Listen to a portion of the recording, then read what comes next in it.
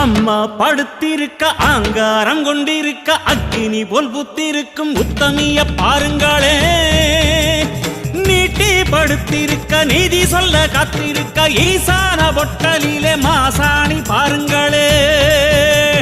அம்மா படுத்திருக்க ஆங்காரம் கொண்டிருக்க அக்கினி போல் புத்திருக்கும் உத்தமிய பாருங்களே.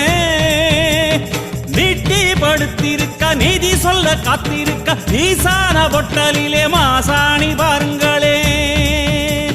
வம்பு வழக்கெல்லாம் துன்பம் கொடுக்கையில் மிளகா சாந்தரச்சி கேட்டாளே.